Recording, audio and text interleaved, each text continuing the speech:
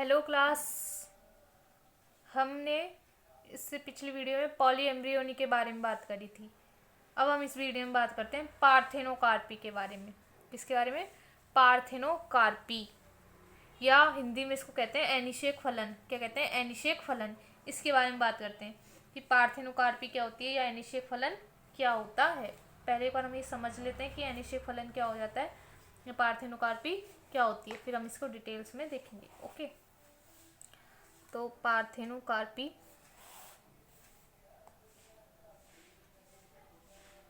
हिंदी में एनिषेक फलन है ये। ठीक है, तो जैसे कि आपको पता लग रहा है हिंदी में एनिषेक फलन। एनिषेक फलन मतलब मतलब जब भी कोई चीज आ जाती है इसका मतलब होता है का मतलब बिना, के बिना। ठीक है, तो निषेचन, निषेक मतलब निषेचन, निषेक मतलब निषेचन, और फलन मतलब फल। ठीक है, तो मतलब तो के बिना के अर्थ में लगाते हैं। कोई भी चीज के लिए मना करते हैं तो हम लगा सकते हैं। ठीक है, निषेक मतलब निषेचन और फलन मतलब फल। तो बिना निषेचन के फल बन जाए, बिना निषेचन के फल बन जाए तो उसको कहते हैं अनिषेक फलन। वह प्रक्रिया जिसमें बिना निषेचन के फल का निर्माण होता है उसको हम अनिषेक फलन कहते हैं। क्या कहते हैं? अनिषेक फलन। ठीक है, या पार्थेनोकार्पी कहते हैं। ठीक है, पार्थेनोकार्पी, बिना निषेचन के फल के निर्माण की प्रक्रिया को हम पार्थेनोकार्पी कहते हैं। अब एक बात आप मेरे को बताइए, निषेचन का मतलब क्या है? फर्टिलाइजेशन क्या होता है? फर्टिलाइजेशन, इसमें क्या था? Egg cell plus male gamete का फ्यूजन था। ठीक है, एन और एन है ना, 2n जायगोट बनता है, जायगोट। और ये आगे चल के क्या बनाता है? इससे एम्ब्रियो का निर्माण होता है और वो ओव्यूल किस में डेवलप हो जाता है? फल में या फ्रूट में निर्माण हो जाता है। ठीक है, बीजांड का किस में निर्माण हो जाता है? ओव्यूल।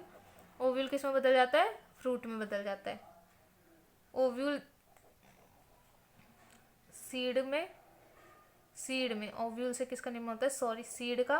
और ओवरी, जो ओवरी होती है वो किस में बदल जाती है? फल में। हमने फीमेल रिप्रोडक्टिव ऑर्गन पढ़ा था, इस तरह की होती है संरचना। ठीक है, वर्तिकाग्र, वर्तिका, अंडाशय। अंडाशय किस में बदल जाता है? फल में। ये वाला भाग क्या है? अंडाशय है ये वाला भाग। ठीक है, तो अंडाशय किस में बदल जाता है? फल में। कब बदलता है? यहाँ पे परागकण आता है, परागकण के बाद यहाँ पे ओव्यूल में निषेचन होता है ना, और निषेचन के बाद यहाँ पे बीज बन जाता है और ये फल में बदल जाती है ओवरी। ये होता है मेन प्रोसेस। क्या होता है? परागण होता है, परागण होता है, जिसके बाद परागकण यहाँ पर आता है। ये क्रिया परागण कहलाती है, पॉलिनेशन कहलाती है। पॉलिनेशन की क्रिया के बाद पॉलन ग्रेन यहाँ पे आता है, पॉलन ग्रेन अंदर आता है पॉलन ट्यूब के थ्रू, और ओव्यूल होता है यहाँ पे बीजांड, उसमें निषेचन होता है। क्या होता है? निषेचन होता है ना, तो निषेचन बीजांड में, ओव्यूल में होता है निषेचन, यानी मेल और एग का संलयन होता है गैमेट का। ये बना लेता है बीज, ओव्यूल के बना देता है, फिर निषेचन के बाद बीज। और ये जो बाहर की ओवरी है ये किस में बदल जाती है? फल में। ओवरी किस में बदल जाती है? फल में बदल जाती है। तो पॉलिनेशन होता है, परागण, जिसके बाद परागकण आता है, फिर ये फर्टिलाइजेशन होता है, निषेचन। तो ओव्यूल निषेचन के बाद बीज बना देता है और ओवरी फल बना देती है। तो पार्थेनोकार्पी क्या होती है? जब ये जो प्रोसेस आपने अभी पढ़ा कि पॉलिनेशन यानी निषेचन ना हो, ये निषेचन नहीं होता, तो क्या नहीं बनेंगे? बीज नहीं बनेंगे। क्या नहीं बनेंगे? बीज का निर्माण भी नहीं होगा, क्योंकि ओव्यूल में निषेचन के बाद तो बीज बन रहा था, पर निषेचन ही नहीं हो रहा तो बीज का निर्माण भी नहीं हो रहा। पर ओवरी फल बना देती है। ओवरी क्या कर देती है? फल बना देती है। ठीक है, तो बिना निषेचन के फल का निर्माण अनिषेक फलन या पार्थेनोकार्पी कहलाता है। ठीक है, इंग्लिश में इसको हम बोलें तो fruit, development of fruit without fertilization and without pollination is known as parthenocarpy. ठीक है, development of a fruit without fertilization and without pollination is known as parthenocarpy. ठीक है, अब एक और बात, यहाँ पे बीज का निर्माण नहीं हो रहा, तो ये जो फ्रूट बनते हैं, क्या बनते हैं? ये जो फल बनते हैं ये कैसे होते हैं? सीडलेस फ्रूट होते हैं।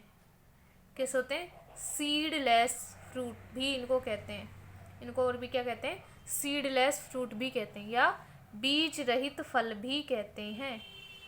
बीज रहित फल, सीडलेस फ्रूट। और इनको और क्या कहते हैं? Parthenocarpic fruit. Parthenocarpic fruit. और हिंदी में इनको बोलते हैं अनिषेक जनित फल। अनिषेक जनित फल ये कहते हैं। ठीक है, तो पार्थेनोकार्पिक, पार्थेनोकार्पी अनिषेक फलन, बिना निषेचन के फल का निर्माण अनिषेक फलन। फिर हमने प्रोसेस देखा, तो बिना निषेचन के फल का निर्माण हो जाता है, यानी ओव्यूल से सीड ही नहीं बना। क्या नहीं बना? सीड नहीं बना, निषेचन नहीं हुआ तो सीड नहीं बना, पर ओवरी ने फल बना दिया। ठीक है, ओवरी ने क्या कर दिया? फल बना दिया। तो इसको हम कहते हैं अनिषेक फलन या पार्थेनोकार्पी। तो ऐसे फ्रूट जो होते हैं इनमें सीड नहीं होते, इसलिए इनको हम सीडलेस फ्रूट भी कहते हैं। क्या कहते हैं? सीडलेस फ्रूट भी कहते हैं। क्यों कहते हैं? क्योंकि इनमें बीज नहीं बनते हैं, बीज अनुपस्थित होते हैं, बीज रहित पादप कहते हैं। ठीक है, और इनको पार्थेनोकार्पिक फ्रूट भी कहा जाता है। अनिषेक जनित फल भी इनको कहा जाता है। ठीक है, बीज रहित फल का बनना अनिषेक फलन कहलाता है। ठीक है, बीज रहित फल का बनना क्या कहलाता है? अनिषेक फलन कहलाता है। तथा अनिषेक फलन द्वारा उत्पन्न फल अनिषेक जनित फल कहलाते हैं। ठीक है, अनिषेक जनित फल कहलाते हैं। तो आई होप अब आपको अनिषेक फलन का मीनिंग समझ में आ गया होगा कि अनिषेक फलन का मीनिंग क्या होता है, या अनिषेक फलन क्या होती है, प्रोसेस प्रक्रिया क्या होती है। ठीक है, अनिषेक फलन कहते किसे, ही बात समझ में आई हो। तो बीज रहित फल यानी सीडलेस फ्रूट, इंग्लिश में सीडलेस फ्रूट का बनना पार्थेनोकार्पी कहलाता है। ठीक है, और ये जो फ्रूट बनते हैं इनको हम पार्थेनोकार्पिक फ्रूट कहते हैं। इनको क्या कहते हैं? पार्थेनोकार्पिक फ्रूट कहा जाता है। ठीक है, नेक्स्ट, पुष्प में परागन, इंग्लिश में मतलब पॉलिनेशन, यहाँ लिख दिया है मैंने ऊपर। तो पुष्प में परागन तथा निषेचन, निषेचन का मतलब फर्टिलाइजेशन। ठीक है, फर्टिलाइजेशन। पुष्प में परागन तथा निषेचन की प्रक्रिया द्वारा फल एवं बीजों की उत्पत्ति होती है नॉर्मल कंडीशन में, परंतु अनेक पादप जैसे अंगूर आदि में परागन तथा निषेचन की अनुपस्थिति में भी फल उत्पन्न हो जाते हैं। ठीक है, इन फलों में बीज अनुपस्थित होते हैं, अतः ये पार्थेनोकार्पिक फ्रूट कहलाते हैं।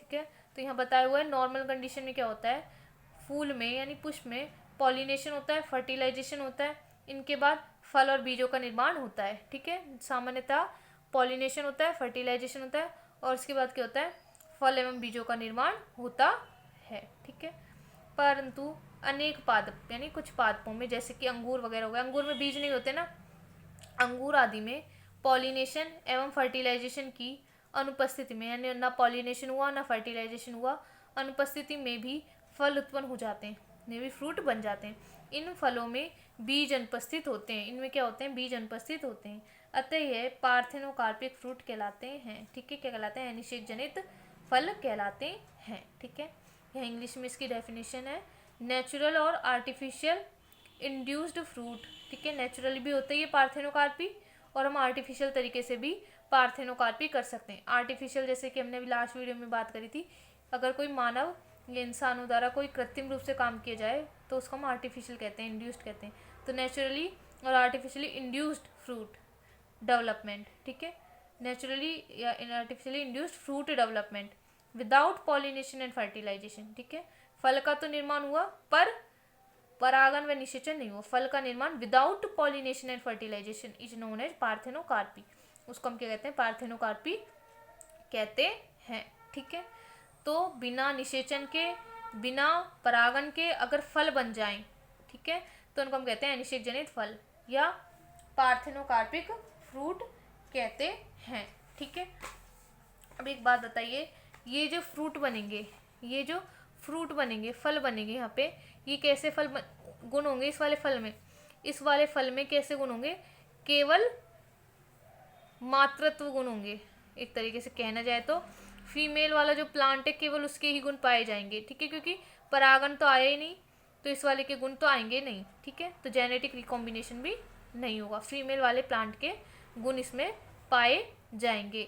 ठीक है, किससे? पार्थेनोकार्पी फ्रूट में बीज रहित हो जाते हैं। ठीक है, तो ये पार्थेनोकार्पी समझ में आई होगी।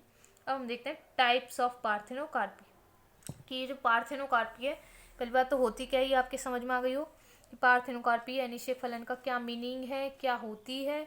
ठीक है, अब इसको दो प्रकारों में बांटा गया है। ठीक है, दो प्रकार से हो सकती है, तो प्राकृतिक रूप से हो जाए, प्राकृतिक रूप से ही बीजों का निर्माण ना हो पादपों में। ठीक है, और दूसरी आर्टिफिशियल हो सकती है। ठीक है, एक प्राकृतिक हो सकती है और एक आर्टिफिशियल पॉलीएम्ब्रियोनी पार्थेनोकार्पी हो सकती है, पार्थेनोकार्पी। ठीक है, नेचुरल पार्थेनोकार्पी हो सकती है और आर्टिफिशियली इंड्यूस्ड पार्थेनोकार्पी हो सकती है। तो दो प्रकार की पार्थेनोकार्पी होती है। ठीक है, अब ये जो टाइप्स हैं इनकी डिटेल हम अपनी अगली वीडियो में देखेंगे। ठीक है, इस वीडियो में इतना ही। आई होप आपको ये सब समझ में आ गया हो। आगे की बात हम अपनी अगली क्लास में करेंगे। Thank you.